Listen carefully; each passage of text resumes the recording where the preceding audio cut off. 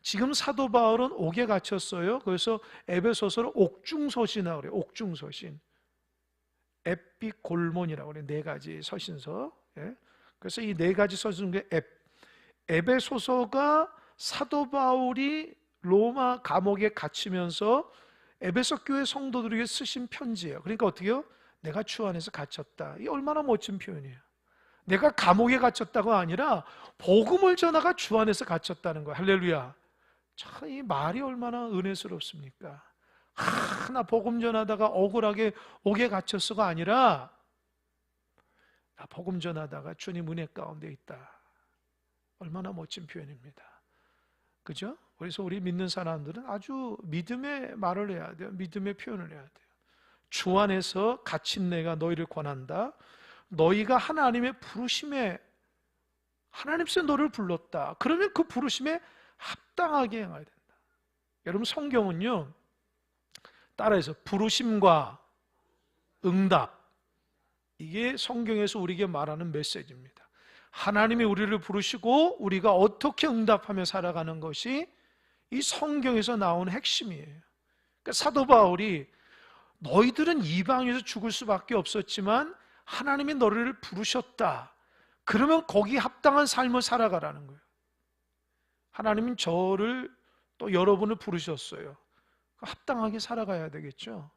이 부르심에 응답하며 살아가야 돼요. 부르심에 응답하며.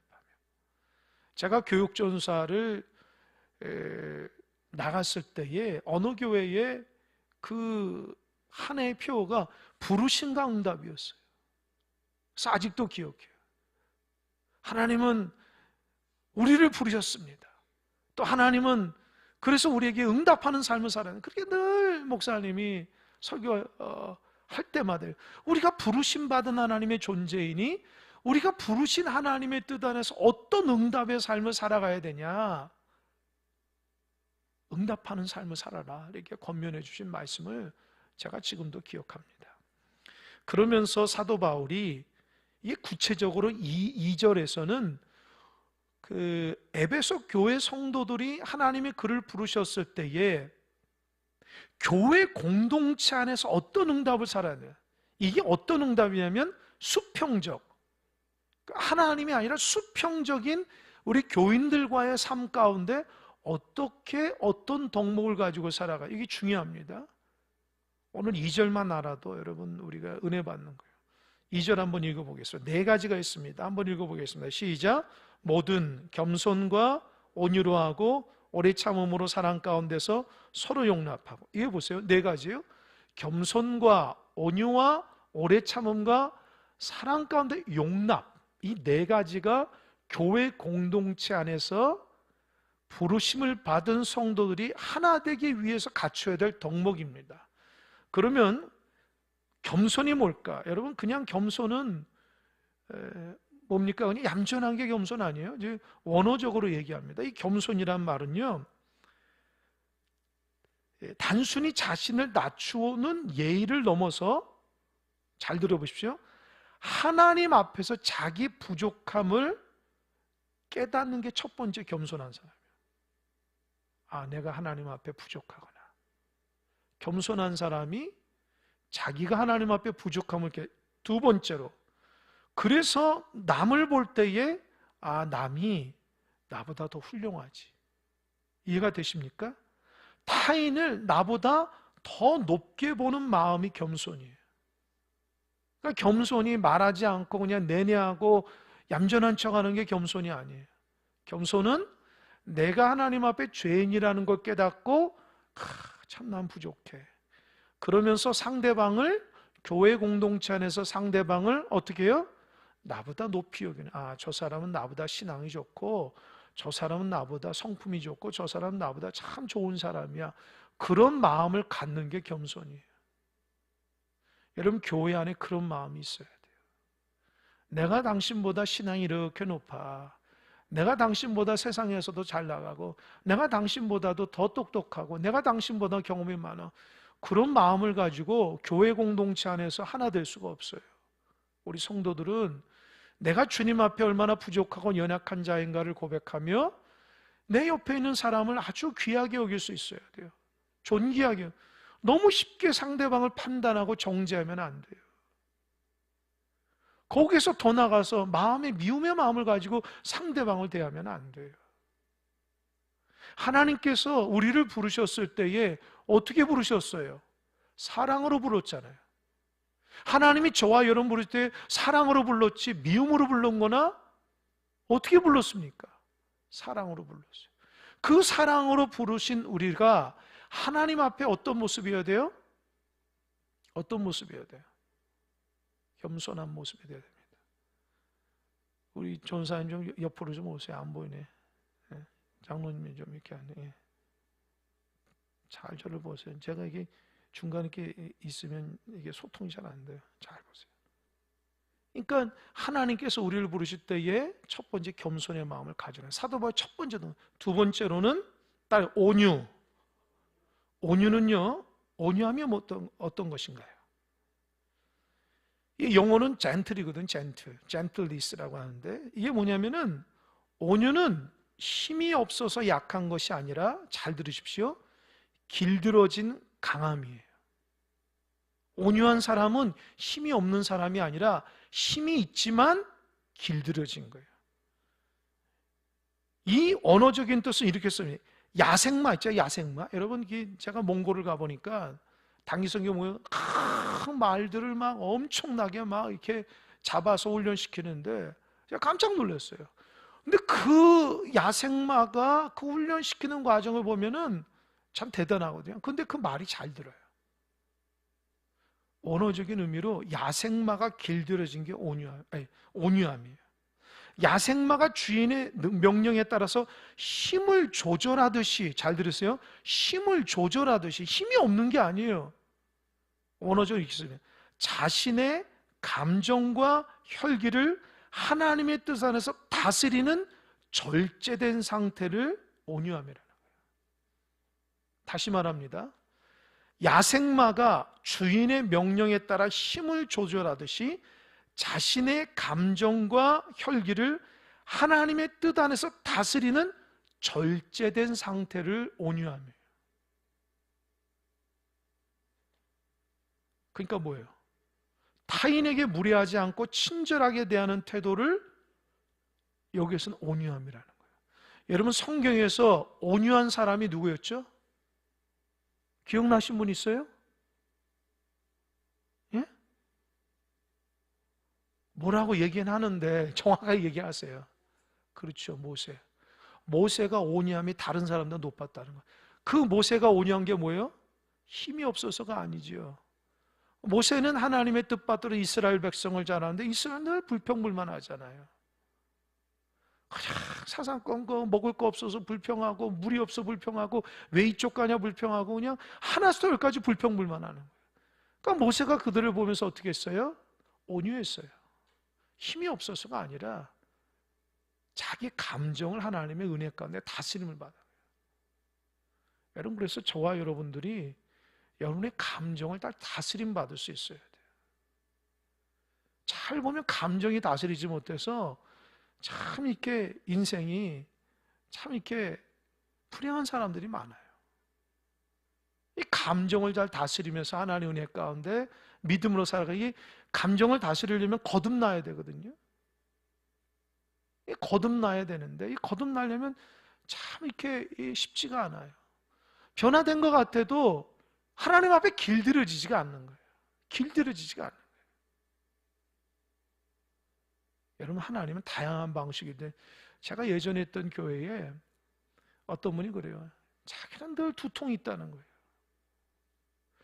늘 두통해서 머리가 아파서 약을 안 먹으면 안 된다는 거예요. 그분이 늘 이렇게 신경을 쓰면서 일을 하시는 분인데 늘 일을 앞두고 머리가 아프니까 하나님 앞에, 하나님 저 머리 아파요, 하나님 좀 고쳐, 다 그랬다는 거예요.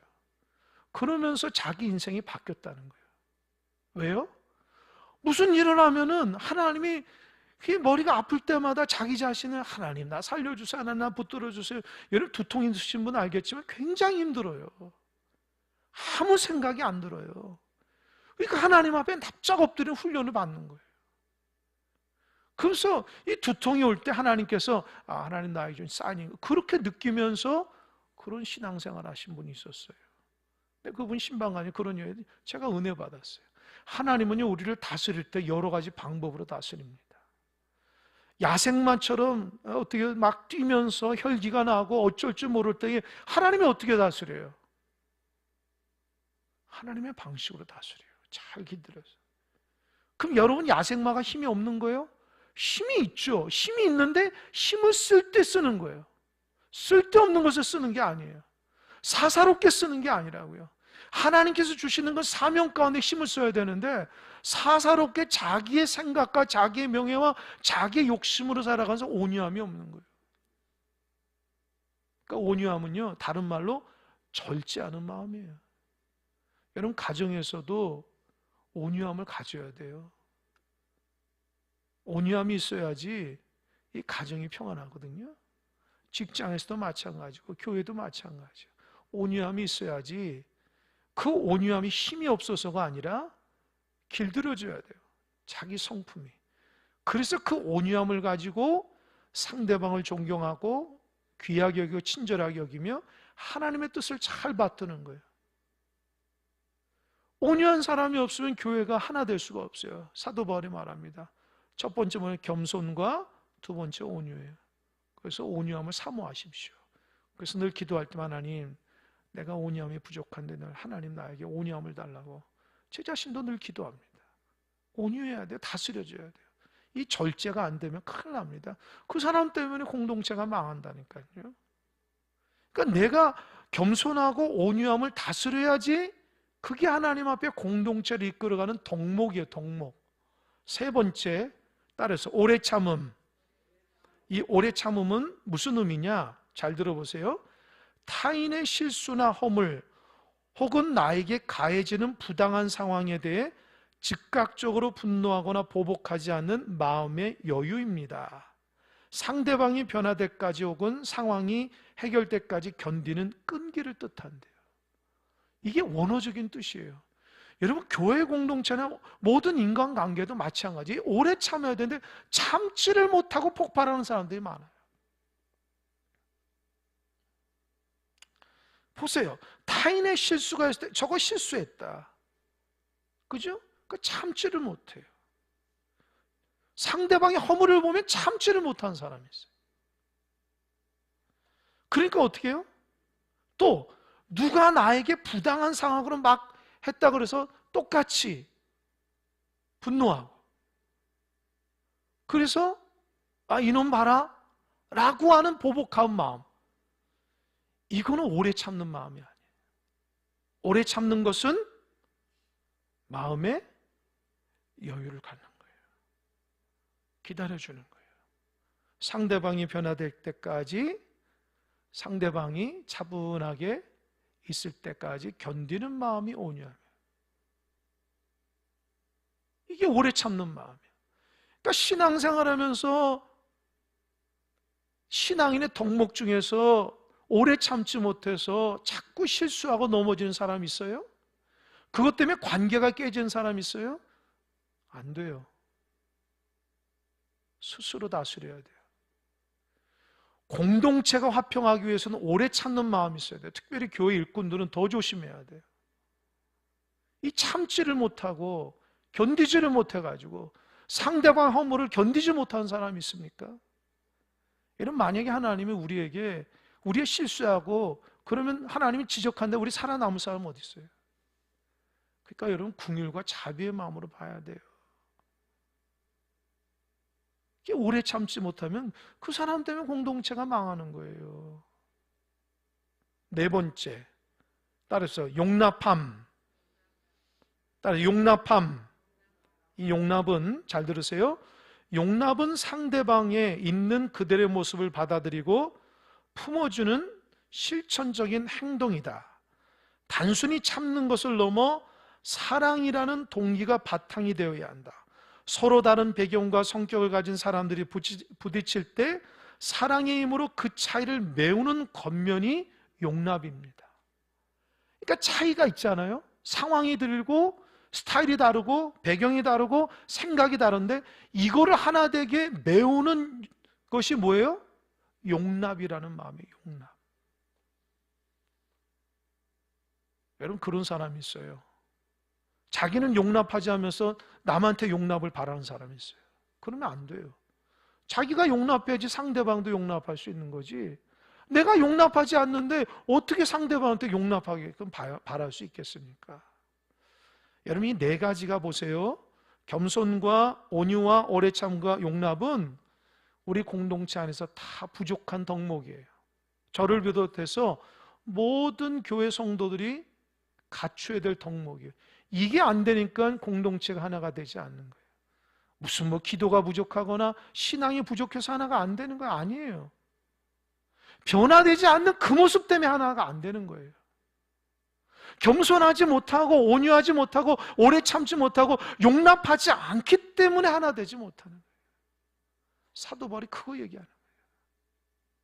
너가 하나님의 자녀고 너가 죽음에서 하나님 너를 건졌고 하나님이 너를 어떻게 해요? 교회 초석으로 교회 믿음의 일꾼으로 삼았는데 그러면 어떻게? 이 네 가지 덕목을 가지라는 거예요. 이 네 가지 덕목을 배워야 돼요. 그러니까 제가 보니까 저도 이렇게 목회를 하거나 그동안 신학교에서 배우고 어렸을 때부터 지금 한국교회를 보면서 여러 교체하면서 교회마다 이걸 잘 안 가르쳐줘요. 하나님 말씀을 잘 가르쳐요. 기도는 잘 가고 전도는 잘 가고 부흥하는 거 막 가르치는데 이런 변화된 거듭남의 성품에 대해서는 잘 안 가르쳐요. 왜 안 가르칠까? 첫 번째, 다 잘하는 줄 착각한다고요. 그거는 개인적인 덕목이라 생각한다고요. 아니에요. 이걸 가르쳐야 돼요. 제자 되기 위해서 겸손하지 못한 사람에게 겸손이 무엇을 가르쳐야 되고 온유하지 못한 사람의 온유함을 가르쳐요. 성경 한 구절 가르치는 것보다 그거 가르치는 게 저는 더 귀하다고 생각해요. 왜요? 그것이 거듭난 사람의 모습인데 우리가 성경 구절을 몰라서 구원을 못 받는 게 아니잖아요. 우리가 성경 구절을 모르고 신앙생활을 못해서 교회가 하나 되지 못하는 거 아닙니다. 이런 하나님 앞에 내면적인 덕목이 그리스도 안에서 다듬어지지 않았기 때문에 우리가 하나 되지 못하는 거예요. 여러분 생각해 보세요. 우리 공동체가 하나 되지 못하는 게 무슨 이유 있죠? 각 교회마다 하나 되지 못하는 게 뭐예요? 기도가 부족해서 하나가 되지 못하는 거예요? 말씀이 없어서 못하는 거예요? 그런 것까지 하나 되지 못하는 거 아니에요. 중요한 것은 변화되지 못한 사람들 때문에 하나 되지 못하는 거예요. 주님의 내면적 덕목을 갖추잖아요. 그 직분자가 되면 이런 훈련을 받아야 돼요. 그래야지 하나 되는데 힘을 써야 되는데 그게 훈련이 잘 안 돼요. 그래서 제 자신도 안타깝고 참 그렇습니다. 저도 부족한 게 많으니까. 겸손함과 온유함과 오래 참음과 용납 꼭 체크해 두세요. 집에 쓰든지 책상에 붙이든지 핸드폰에서 이 네 가지 덕목을 잘 기억해서 교회가 하나 되는데 이 덕목이 가장 필요한 것이다라는 거 잊지 마시기 바랍니다. 그러면 3절 읽어볼까요? 3절 다 같이 시작. 평안에 매는 줄로 성령이 하나 되게 하신 것을 보세요. 평안에 매는 줄로 무엇이 하나 되긴 것을 그래요. 잘 들으십시오. 교회를 하나 되게 하는 건 우리가 하나 되는 게 아니에요. 이미 성령이 하나 되게 하신 것을 지켜나가는 거예요. 이해가 되십니까? 잘 들으세요. 우리가 하나 되지 못해서 우리 하나 되자 이게 아니라 이미 하나님께서는 교회를 하나 되게 하셨는데 그거를 인지하고 그 하나됨을 힘써 지키라는 거예요. 우리가 하나 되지 못하니까 이제 하나 돼가 그게 아니라는 거예요. 그러니까 저와 여러분이 노력한다 그래서 하나 되는 게 아니고 이미 성령께서 하나 되게 하신 것들을 성령의 감동과 은혜로 힘써 지키는 거예요. 여러분 보세요. 아까 뭐라고 했어요? 겸손, 온유, 오래 참은, 관용. 이게 여러분 성령의 9가지 열매라는 것 중 아시죠? 이해되시죠? 평안에 매는 줄로 성령이 하나 되게 하셔 힘써. 그러니까 성령과 함께 동행하면 성령의 9가지 열매로 힘써 교회 공동체 하나가 될 수 있어요. 그러니까 여러분, 이게 성령의 열매가 맺히지 못한 사람들은 하나 되게 할 수가 없어요. 아무리 작은 공동체로 성령의 열매 있는 사람들은 이게 자꾸 하나 되게 하거든요. 그러지 못하면 자꾸 분열하게 돼요. 자꾸 나뉘게 돼요. 그러니까 어떻게 해요? 자꾸 믿음의 사람이 하나 되고 이렇게 연합하고 은혜 가운데 해야 되는데, 이 성령의 9가지 열매를 맺히지만 이 공동체가 자꾸 나뉘어지게 돼요. 하나가 되지 못해요. 그러니까 사도 바울이 평안에 매는 줄로 성령이 하나 되게 하는 걸 힘써 지켜나가야 돼요. 그러니까 성도가 성령에 민감해야 돼요. 이 성령이 무슨 뭐 방언하고 예언하고 그게 아니라 성령이 내 안에서 내주하셔서 내 성품과 내 마음을 다스려서 하나님을 생각나게 하고 내가 다듬어지는 열매가 있어야 된다는 거예요. 그게 신앙생활인데 그게 안 되는 성도들이 있어요. 신앙생활 오래 해도. 그러니까 날마다 넘어지는 거예요. 그게 안타까워. 그러면 4절부터 6절에서는 왜 우리가 그렇게 하나 돼야 되는 이유에 대해서 얘기합니다. 4절 읽어보겠습니다. 4절에서 6절까지 읽는데 여러분 읽으면서 자 퀴즈를 냈고요. 하나라는 단어가 몇 번 나오는지 한번 보세요. 함께 4절에서 6절 읽겠습니다. 시작. 몸이 하나요 성령도 한 분이시니 이와 같이 너희가 부르심의 한 소망 안에서 부르심을 받았느니라. 주도 한 분이시요 믿음도 하나요 세례도 하나요 하나님도 한 분이시니 곧 만유의 아버지시라. 만유에 계시고 만유를 통일하시고 만유 가운데 뭐라고요? 하나가 몇 번 나오죠? 예? 6번? 땡. 몇 번 나와요? 세 보면 되잖아요. 몇 번 나와요? 세 보면 되잖아요. 같이 한번 읽어봅시다. 첫 번째, 몸이 하나, 성령도 한 분, 부르심의 한 소망.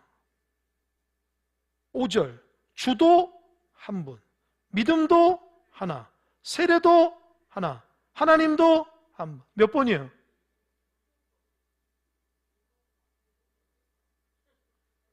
옆에서 좀 돌봐주십시오. 7번이야. 한 소망까지 해서, 한 소망까지 해서. 여러분 보세요. 이 4절과 5절과 6절에서 하나라는 말을 7번이나 썼어요. 그러니까 왜 교회 안에서 하나가 돼야 되는지 사도 바울이 신학적으로 보면 4절은 성령님의 하나 되심, 5절은 성자 예수님의 하나 되심, 6절은 성부 하나님의 하나 되심이에요. 여러분 그런 말 들어봤죠? 삼위일체 하나님이라 들어봤죠? 하나님이 한 분이면서 세 분이에요. 그리고 그 성령, 그 하나님은 삼위일체 하나님에서 연합해서 우리 함께 있는 거예요. 한 분이 세 분이고 세 분이 한 분이거든요. 연합해서 그렇게 공동체를 이룬다. 잘 들어보십시오. 교회는 삼위일체 하나님의 연합으로 이루어진 교회이기 때문에 만약에 교회 안에서 하나가 깨진다? 그럼 벌 받는 거예요. 하나를 깨트린다? 성령님, 성부 하나님, 성자 예수님, 성령 하나님의 그 연합으로 삼위일체 하나님으로 교회가 세워졌는데 그 교회 안에서 하나됨을 깨트리는 사람이 있으면 그건 하나님과 도전하는 거예요. 잘 들으셔야 돼요. 왜 사도 바울이 에베소 교회 성도들에게 너희도 하나님 앞에 부르심 받았으니 합당하게 행하. 그 합당하기가 4가지 덕목. 뭐라고 그랬어요? 겸손과 온유와 오래 참과 용납해. 성령께서 그거를 역사를 통해서 하나 되게 하시면 지켜. 그러면서 이유를 대죠. 야, 성령 하나님도 하나고 성자 예수님도 하나고 성부 하나님도 하나로서 우리와 함께 하는데 그 하나 된 삼위일체 하나님의 교회를 너희들이 깨트려? 얼마나 무서운지 알겠죠. 그러니까 교회 공동체를 깨트리는 사람은 하나님 앞에 벌 받는 사람일 수밖에 없어요. 그러니까 왜 사도 바울이 이렇게 강하게 얘기했냐? 교회는 주님의 몸이요 삼위일체 하나님이 거하시는데 모든 성도들이 그 삼위일체 하나님의 거하심 가운데 연합을 이루어서 하나님의 그리스도의 몸을 세워야 되는데 분열을 이룬다고요? 하나님 제일 싫어하는 거예요. 특별히 나 때문에, 여러분 때문에 교회가 하나 되지 못한다고요? 큰일 날 일이에요. 조심해야 돼요. 이게 얼마나 무서운 말씀인지 몰라요. 그러면서 7절부터는 근데 여러분 교회 안에서 하나 되면 어떤 모습일까? 여러분 획일성이 아니라 다양성이에요. 보세요. 7절 우리 각 사람에게 그리스도의 선물의 분량대로 은혜를 주셨나니 여러분 7절에 써보니까 우리 각 사람에게 그리스도의 선물의 분량대로 은혜를 주셨다. 그러니까 하나님은 우리에게 하나 되게 하시는 그 은사를 주셨는데 그게 선물이라는 거예요. 하나님은 우리에게 선물을 주셨어요. 신앙적인 선물, 은혜의 선물을 주셨는데 그걸 가지고 하나됨을 이루어야 되는데 하나님이 교회를 하나 되기 위해서 각자마다 은사를 주셨어요. 여러분 은사가 다 다르거든요. 어떤 사람은 저처럼 가르치는 것을 잘하는 은사가 있어요. 그래서 아주 논리정연하게 참 쉽게 가르치는 교사라든지 목회자 같은 가르치는 은혜가 있습니다. 어떤 분은 다른 거 못해도 기도가 즐겁고 행복해서 기도하는 일에 열심히, 그거 은사거든요. 또 어떤 사람은 이렇게 전도하는 걸 즐거워해가지고 막 전도하는 걸 좋아하고, 또 어떤 사람은 목사님 저는 아무것도 못해요. 저는 설거지는 끝내주게 합니다. 그래서 설거지를 또 열심히 하신 분이 있고요. 목사님 저는 아무것도 못해요. 그냥 열심히 쓸고 닦겠습니다 라고 하신 분이 있고, 어떤 분은 찬양의 은혜가 있어서 찬양을 참 좋아하는 사람이 있어요. 다 다르잖아요. 근데 여러분 은사가 다 저처럼 잘 가르쳐야지만 돼요? 아니죠. 하나님은 가르치는 은사가 있으면 가르치면 돼요. 또 찬양을 잘하면 찬양하시면 돼요. 그죠? 운전 잘하시면 운전하시면 되고, 같이 협력해서 식사라도 식사하시면, 모두 다 은사를 하나씩 줬다는 거예요. 그러니까 자꾸 이렇게 비교하면 안 돼. 내가 너보다 이만큼, 그런 거 없어요. 은사는 다 하나님이 선물로 준대요. 여러분 하나님이 선물 준 것을 경중이 어디 있어요? 나는 큰 거 줬다, 넌 적게 줬다. 하나님이 우습겠죠. 야, 내가 준 거 다 똑같아. 왜 네가 판단하고 네가 왜 정죄해? 나도 이 사람에게 이거 준 거 소중하고, 나도 이 사람 준 거 다 교회 공동체 하나 되게 해서 준 건데 너희들이 왜 이렇게 비교하니? 여러분 절대 비교하지 마세요. 그 비교하는 사람 어리석은 거예요. 뒤에도 나온 직분도 비교하지 마세요. 그 직분이 명예도 아니잖아요. 권력도 아니잖아요. 하나님이 다 한 사람 한 사람에게 주어지는 이 교회에 하나 되기 위해 선물로 주신 거예요. 선물을 어떻게 값으로 매기냐는 거예요. 근데 여러분 사도 바울이 여기에서 아주 귀한 말씀했어요. 오늘은 10절까지 하는데 10절까지 얘기해도 조금 한 5분 정도 얘기할 것 같아요. 한번 보세요. 선물을 주는데 어떻게 해서 선물을 줬는가 보세요. 8절 한번 읽어보겠습니다. 시작. 그러므로 이르기를 그가 위로 올라가실 때에 사로잡혔던 자들을 사로잡으시고 사람들에게 선물을 주셨다 하였도다. 여러분 보세요. 이 8절에서 사도 바울이 얘기하고 있는 어디를 인용해서 얘기하죠? 그 밑에 뭐라고 써 있어요? 구약이 어디 나옵니까? 예? 좀 큰 소리를 해보세요. 시편 68편 18절. 모르시는 분은 이렇게 성경 보면 기역, 니은, 디귿이 있는 그분인데 그거를 밑에 따라가면은 구약에 인용된 본문이다라는 거예요. 모르신 분은 참조하시면 될 거예요. 지금 이 8절을 사도 바울이 얘기하면서 선물을 주신 것에 얘기하면서 시편 68편 18절을 얘기하면 이 시편 68편 18절의 내용이 뭐예요? 다시 얘기할까요? 그가 위로 올라가실 때에 사로잡혔던 자들을 사로잡으시고 사람들에게 선물을 줘. 그래서 그가가 누구냐면 예수 그리스도예요. 예수 그리스도가 올라가실 때에 사로잡혔던 자들을 사로잡은, 이게 사로잡혔던 자들을 사로잡은 게 뭘까요? 이게 어떤 존재일까요? 한번 대답해 보세요. 생각해 보세요. 주님이 올라가실 때에 그 십자가에 죽으시고 부활하고 승천하실 때에 주님이 뭘 사로잡았죠? 힌트. 예수님이 십자가에서 죽으심으로 뭐를 이겨냈습니까? 그죠? 사망 권세. 여기서 말하는 사로잡혀서는 사탄을 의미해요.